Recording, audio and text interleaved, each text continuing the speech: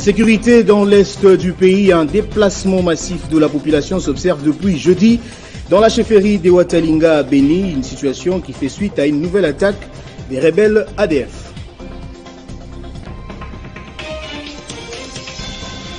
À l'Assemblée nationale, la loi Tiani sur la congolité a été une nouvelle fois écartée de la liste des matières à traiter au cours de cette session de mars. Au moins 22 matières ont été retenues pour cette session parlementaire. Kinshasa et Washington s'engagent à lutter contre les blanchiments des capitaux et le financement du terrorisme. C'est le sous-secrétaire du département du Trésor en charge de ce domaine qui l'a dit au Premier ministre. Mesdames et messieurs, bonjour.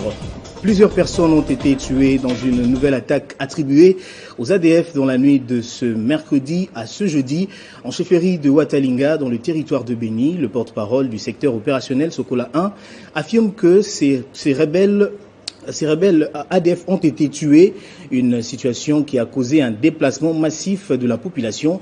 On écoute à ce propos Madame Odette Zawadi, présidente de la société civile de Watalinga, jointe par Vanok Munipole. Il y a eu une question des ADF dans la nuit du mercredi. Dans le village Kamango, à chefferie, à groupement Batalinga, chefferie de Watalinga. Ces attaques ont orchestré d'un mot au niveau des villages de Kamango. Et comme la population de Watalinga, du village Kamango, a toujours l'habitude de faire Nobili, un village qui est à 8 km en allant vers la frontière congolo-ougandaise, la population voulait s'orienter vers ce village qui est considéré comme un lieu de déplacement. Mais malheureusement, cette population qui s'affuyait est tombée entre les mains de ces assaillants au niveau de Bouissega, un village qui est au niveau de 3 km de Kamango en allant vers Nobili. Et au niveau de ce village, Bouissega, dans la capitation Kayenze, il y a eu un cas de 5 morts, dont une femme avec sa fille de moins de 3 ans. Et il y a encore le taximène et il y a encore 2 garçons aussi qui ont succombé dans cette circonstance. Donc à Bouissega, nous avons enregistré 5 cas de morts, plus de 2 cas de morts de village Kamango. Le bilan provisoire nous donne 16 corps sa vie au niveau de Kamango. Jusqu'à présent, nous n'avons pas des ADF qui ont été neutralisés, mais sinon, notre force a poursuivi seulement l'ennemi. Mais malheureusement, cette population qui fuit la guerre, elle est encore menacée, malmenée par nos propres forces au niveau de la douane, au niveau de notre bureau, de la frontière, au niveau de Nobili. Elle n'est pas sécurisée. Comme elle est menacée, elle veut aller là où elle peut être sécurisée. Mais malheureusement, au niveau de notre frontière, elle est menacée, elle est malmenée. Un autre drame au sud Kivu, 8 creuseurs artisanaux sont morts jeudi 16 mars dans l'éboulement de terre d'un carré minier d'exploitation d'or dans la localité des Milimba, dans le haut plateau des Fizi. Cet incident s'est produit suite à une pluie diluvienne qui s'est abattue dans ce coin du pays, rendant donc fragile le sol. Et puis déposée à l'Assemblée nationale en juillet 2021, la loi Tiani ne figure pas dans l'avant-projet de calendrier des matières à traiter lors de cette session de mars ouverte mardi dernier. Cette nouvelle session prévoit au total 77 matières à traiter. Au moins 22 nouvelles matières ont été ajoutées. Et puis, contrôle parlementaire à l'Assemblée nationale. Le ministre de l'économie Jean-Marie Kalumba est visé par une pétition pour incompétence. L'initiative est portée justement par un groupe des députés nationaux qui lui reprochent notamment le manque d'une politique économique claire.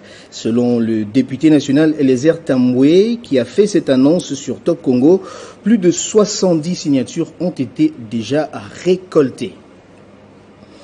Et puis, la lutte contre les blanchiments des capitaux et les financements du terrorisme était au centre de l'entretien entre le Premier ministre Jean-Michel Samalukonde et une délégation américaine conduite par Brian Nelson, sous-secrétaire du département du Trésor en charge de ce domaine.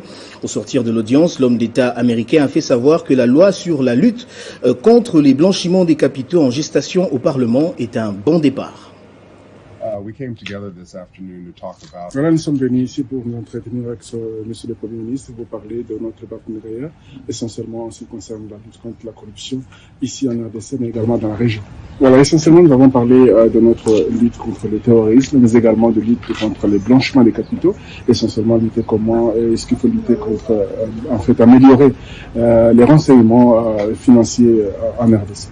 Voilà, je pense qu'un bon départ sera, c'est la loi qui est présentement au niveau du Parlement, la loi sur la lutte contre les blanchiments des capitaux et également la lutte contre le terrorisme, le financement du terrorisme. Si elle est votée par le Parlement, ce sera un bon départ parce que ça aura mis les cadres juridiques nécessaires pour cette lutte.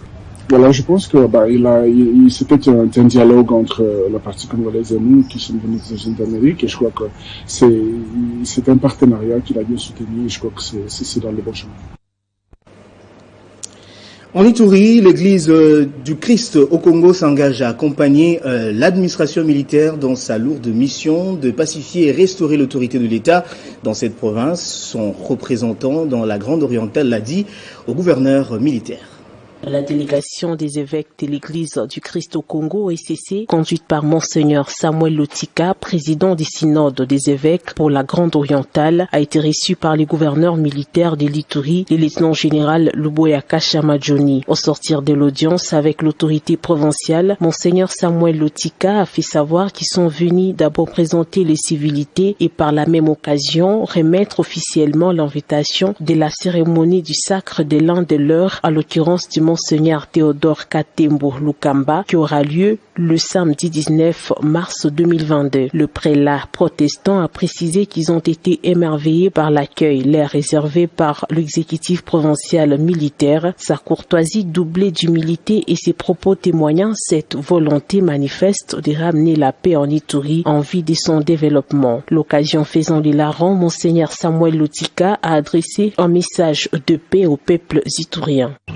Vous savez, la Bible nous dit ceci: quand les méchants dominent, le peuple gémit. Mais quand les justes prennent la gestion d'une société humaine, le peuple est dans la joie. La situation de l'Ituri est restée pour nous le sujet principal de prière envers Dieu pour la pacification, pour la sécurisation. Et Dieu s'est servi du président de la République, chef de l'État, et je cite Félix Antoine Tshisekedi, en décrétant l'état de siège et de destiner le général à venir ici en Ituri. Et c'est parmi les sages que Dieu veut utiliser. Et nous lui avons rassuré de notre accompagnement spirituel. De sa part, un autre prélat protestant venu de Lubumbashi dans l'espace Katanga a rappelé que la guerre n'est pas une situation à souhaiter, faisant allusion à plusieurs guerres qui se sont succédées au Katanga sous le régime Mobutu, notamment la guerre des 6 jours, des 80 jours, Moba 1 à Moba 2, cela avant de se féliciter des actions entreprises par les gouverneurs militaires en vue du retour de la paix en province de l'Ituri. Une délégation des patrons des médias de Kinshasa, conduite par Jean-Marie Kassamba, a pris part à un atelier organisé par le Conseil consultatif électoral de la SADC sur l'observance électorale, enjeux et défis de taille dans le processus électoral, dont l'accompagnement de la presse pour la réussite de l'organisation d'un cycle électoral crédible et démocratique s'avère nécessaire. C'est sous une ambiance conviviale que s'est déroulé l'atelier des réflexions sur le rôle que devrait jouer la presse dans l'organisation et l'observance électorale entre la représentation de la presse de la capitale congolaise et les juges membres du Conseil consultatif électoral de la SADC. En mission à RDC pour mener les consultations avec les différentes parties prenantes aux échéances électorales prochaines. Au sortir de cette réunion hautement technique, tenu à huis clos, le président de l'UNPC Kinshasa, Jean-Marie Kassamba, qui a conduit cette délégation de la presse quinoise, donne les points clés de ces échanges. On vient d'avoir une longue séance de travail avec ces juges qui s'occupent de l'observation des élections dans cette partie de l'Afrique, dont nous sommes membres, donc nous venons de faire un travail très important pour notre pays, mais également le rôle que doit jouer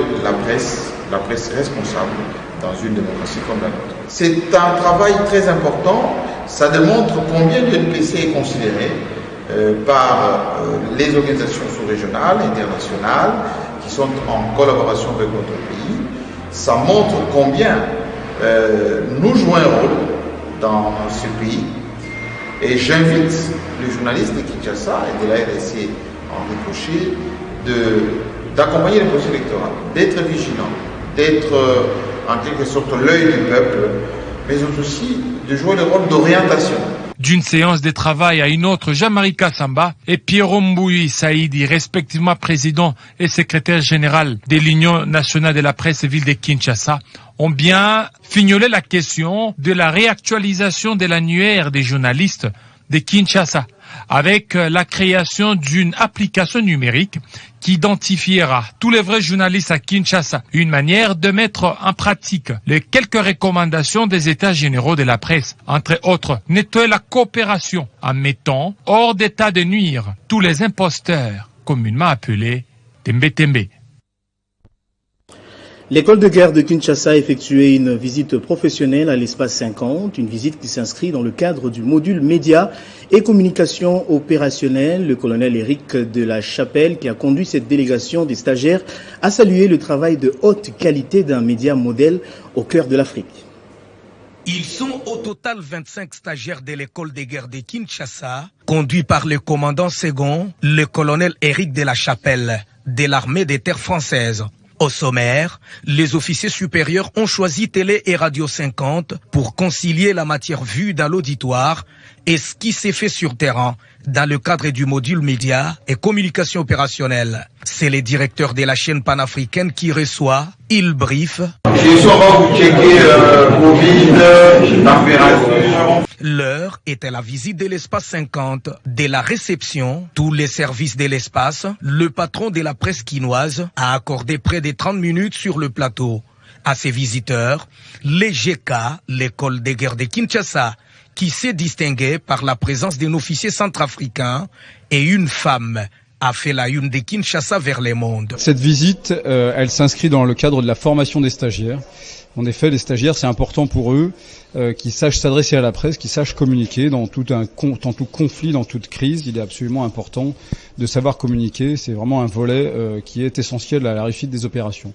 Un recrutement qui englobe toutes les forces au sein des FARDC. L'officier centrafricain a salué l'hospitalité de la RDC par son école de guerre. C'est un honneur pour mon pays et aussi la fierté pour moi-même en tant que premier officier, non seulement officier centrafricain, mais officier étranger. Je me sens chez moi. La RDC et la République centrafricaine partagent la même histoire, partagent la même culture, donc côté accueil, il se pose pas de problème. Les droits de la femme obligent. La commissaire supérieure adjointe a quant à elle salué la connaissance des LGK et le travail des Télé 50, un plus pour la PNC à la fin de sa formation. La police nationale qui a la mission de protéger les personnes et leurs biens, donc elle a besoin de la planification. Vous avez des matos, dernière technologie, c'est ce que j'aime. Et la Télé 50, c'est une grande chaîne. Et le commandant second de l'école de guerre de Kinshasa a remis quelques indices de l'école de guerre pour marquer le passage à l'espace 50. Et puis, la Société congolaise des droits d'auteur et droits voisins, Sokoda, s'active dans la traque des usurpateurs des droits des artistes à Kinshasa lors d'une opération mixte avec la police nationale. Elle a mis la main sur un groupe des vrais faux agents détenteurs des documents des perceptions alors qu'ils s'apprêtaient à embaucher des paiements auprès des quelques usagers des œuvres de l'esprit. Halte à la magouille par la perception illicite au sein de la Société congolaise des droits d'auteur et droits voisins Sokoda. C'est à cette tâche que s'emploie actuellement la direction générale de cette entreprise afin d'assurer une bonne traçabilité des redevances perçues auprès des assujettis. Lundi dernier, lors d'une opération mixte avec la police au quartier Riflard dans la commune de Kisesso 2, la chasse a payé. Une des 3 malfrats traqués depuis quelques jours a été arrêtée par la police. Nous avons été saisis par un inspecteur de Sokoda qu'il y a une réseau de mafios, des escrocs qui ramassent l'argent de Sokoda frauduleusement. Ainsi, nous sommes descendus sur le terrain et nous avons appréhendé une dame avec des notes de perception d'argent, avec un avis de perception, un faux document. Et raison pour laquelle nous l'avons mis la main sur elle et nous l'avons amenée dans notre office. Bon, nous l'avons entendu sur procès verbal et que maintenant le Secodo a décidé qu'elle soit déférée au parquet. Donc tout de suite là, nous allons déférer acquis des droits. Les enquêtes continuent parce que nous avons essayé un peu de voir avec l'inspecteur de Sokoda, tous ensemble, force unie, nous avons essayé un peu encore de connaître les enquêtes et mettre la main avec d'autres gens qui sont restés. Par ailleurs, pour pallier à cette situation qui servait de breuvage à certains agents, la Sokoda informe dans un communiqué rendu public le 15 mars dernier, seuls les inspecteurs percepteurs munis d'un ordre de mission et d'une carte de service portant le logo actuel de la Sokoda sont autorisés à traiter les dossiers des usagers d'œuvres de l'esprit. Lutte contre la criminalité dans la province du Congo central, précisément dans la ville de Matadi. Plusieurs bandes des inciviques ont été présentées à la presse. Ces jeunes tombés dans les filets de la police excellent dans plusieurs actes criminels qui terrorisent la population de la ville de Matadi. Ce sont eux qui colonisaient les communes de Mvouzi et de Nzanza où ils perpétraient les actes de barbarie assémant terreur et désolation au sein de la population. Décidés et déterminés d'en découdre avec ces gangs de jeunes à conflit avec la loi, les commissaires provinciaux adjoints de la police nationale du Congo central en charge de la police administrative, le commissaire supérieur principal Blaise Mboula Kilimbalimba a mobilisé ces hommes sous la supervision du commissaire urbain de la police nationale ville de Matadi. Le commissaire supérieur principal Bodo Kilimandila Moyo sont parvenus à mettre la main sur ces présumés malfrats communément appelés Kuluna. Parmi eux, 2 filles. Le commandant second de la police nationale ville de Matadi, en charge des opérations et des renseignements, décrit les caractéristiques de ces dangereux présumés hors la loi. Si nous sommes devant vous aujourd'hui, c'est pour faire la redevabilité du travail qu'a fait la police ce week-end. C'est-à-dire, la police a entrepris une opération de grande envergure pour pouvoir mettre main sur ces inciviques appelés communément Kuluna. Pour sa part, le numéro 2 de la police nationale du Congo central en charge de la police administrative, le commissaire supérieur principal Blaise Mboula Kilimbalimba, s'est réjoui du travail bien accompli par ces hommes et promet de transférer ces présumés malfrats acquis des droits afin de les mettre hors état de nuire. Comme on l'a toujours dit, il y a 99 jours de crimes. Le 100e jour revient à la police. Regardez, je vois leur visage témoin. Caractéristiques criminelles selon l'ombroseur des crimes. Non seulement ça, il a fallu des bouclages ciblés, mettre la main sur ces personnes. Très dangereux pour la vie des batailles. Ils ont été arrêtés en flagrant délit, en pleine opération qu'ils appellent Kuluna. Ils s'organisent en bande de 15, 20, 30. Venir forcer des maisons, prendre des forces tout ce qu'il y a pendant la nuit. Somme toute, le commissaire provincial adjoint de la police nationale du Congo central en charge de la police administrative invite par ailleurs la population matadienne à une franche collaboration avec la police et l'exhorte à dénoncer toute personne suspecte trouvée dans son environnement immédiat. Éliminatoire de la Coupe du Monde Qatar 2022, la liste des léopards sélectionnés par Raoul Hector Couper pour la double confrontation contre le Maroc sera publiée ce vendredi. Pendant ce temps, certains joueurs séjournent déjà à Kinshasa à l'instar de Diemersi Mbokani et Ben Malango en prévision du rassemblement qui débute le lundi 21 mars. D'autres joueurs sont attendus ce vendredi. Le terrain est quasiment balisé pour les léopards de la RDC pour la double confrontation contre le Maroc. Les fauves congolais doivent faire des bons résultats en aller-retour face aux Lions de l'Atlas pour se qualifier à la Coupe du Monde 48 ans après. Jeudi 17 mars, Raoul Hector Couper, sélectionneur des léopards de la RDC, accompagné du comité exécutif de la FECOFA, s'est entretenu avec Sergent Condé Chembo, échange qui a tourné tout autour des préparatifs de ce match. Au sortir de cette rencontre, toutes les parties se sont montrées plutôt optimistes à 7 jours de l'acte 1 qui aura lieu à Kinshasa. Todos unidos, todos juntos, tirar todo para el mismo lado. Le plus important est qu'on soit tous unis et que nous partons dans la même direction.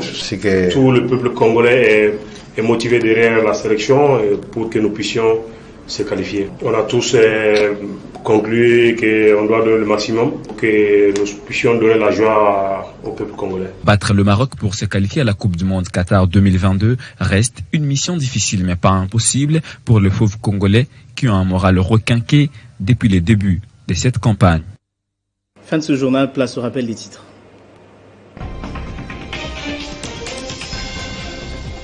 Sécurité dans l'est du pays, un déplacement massif de la population s'observe depuis jeudi dans la chefferie de Walitanga à Beni, une situation qui fait suite à une nouvelle attaque des rebelles ADF. À l'Assemblée nationale, la loi Tchiani sur la congolité a été une nouvelle fois écartée de la liste des matières à traiter au cours de cette session de mars. Au moins 22 matières ont été retenues pour cette session parlementaire. Depuis Kinshasa et Washington s'engagent à lutter contre les blanchiments des capitaux et le financement du terrorisme, c'est le sous-secrétaire du département du Trésor en charge de ce domaine qui l'a dit au Premier ministre. Voilà qui met fin totalement à ce journal. Grand merci à vous de l'avoir suivi depuis Paris grâce à Télé 50.